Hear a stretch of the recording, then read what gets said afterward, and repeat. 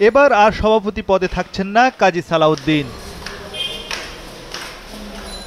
16 বছর পর নতুন সভাপতি পেতে যাচ্ছে বাংলাদেশ ফুটবল ফেডারেশন। সেই নির্বাচনেরই আনুষ্ঠানিক কার্যক্রম শুরু হচ্ছে 9 অক্টোবর থেকে। বাফুফের নির্বাচনের এই মনোনয়নপত্র বিক্রি চলবে 12 অক্টোবর, প্রতিদিন সকাল 10টা থেকে বিকাল 5টা পর্যন্ত। 133 প্রার্থী ভোট দেবেন 21 পদে। যারা নির্বাচনে আগ্রহী তারা মনোনয়ন জমা দেবেন 14 ও 15 অক্টোবর।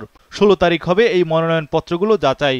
17 অক্টোবর আপত্তি, পরদিন হবে এসব আপত্তির শুনানি। আর প্রার্থীরা মনোনয়ন প্রত্যাহার করার সুযোগ পাবেন 19 অক্টোবর সারাদিন এবং 20 অক্টোবর দুপুর 2টা পর্যন্ত। এরপর নির্বাচন কমিশন ঘোষণা দেবে প্রার্থীদের চূড়ান্ত তালিকা। গত নির্বাচনের মতো এবারও সভাপতি পদের মনোনয়নপত্রের দাম 1 লাখ টাকা। এখন পর্যন্ত এই সভাপতি পদে আগ্রহ দেখিয়েছেন তরফদার রুহুল আমিন ও তাবিথ আউয়াল।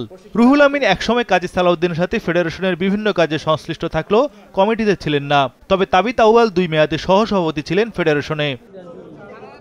এছাড়া এবারের নির্বাচনে সিনিয়র সহসভাপতি পদের জন্য 75,000 টাকা, সহসভাপতি পদের জন্য 50,000 টাকা ও সদস্য পদের ফর্মের মূল্য 25,000 টাকা।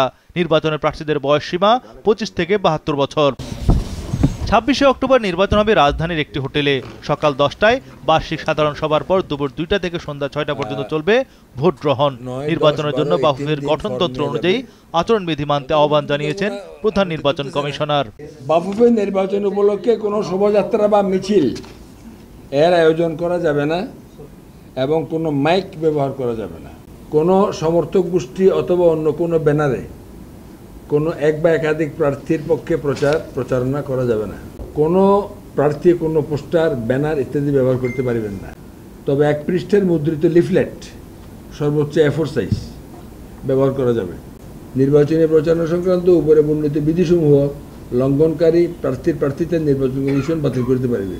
ফেডারেশনের বর্তমান কমিটির বেশ কয়েকজন আত্মগোপনে রয়েছেন, হয়তো কেউ কেউ রয়েছেন দেশের বাইরে। তবে বিদেশ থেকে কেউ নির্বাচনে অংশ নিতে পারবেন না বলে সাফ জানিয়েছেন প্রধান নির্বাচন কমিশনার। প্রত্যেক প্রার্থী এবং তার সমর্থকের সামনে হাজির হবে। যিনি আসলেন না তিনি আইনত আমাদের শুনানিতে পরিপূর্ণভাবে হাজির হয়ে নাই। তাহলে আমি কেমন করে তাকে বুঝতে পারবো? আপনি দেশে আসতে পারতেছেন না, সেজন্য বিদেশ থেকে করবেন, এটাতে অ্যালাউ করে না, এটা লিগ্যাল সিস্টেম অ্যালাউ করে না। বাফুফের গঠনতন্ত্র অনুযায়ী 21টি পদে আছেন 1 জন করে সভাপতি ও সিনিয়র সহসভাপতি, 4 জন সহসভাপতি এবং 15 জন সদস্য।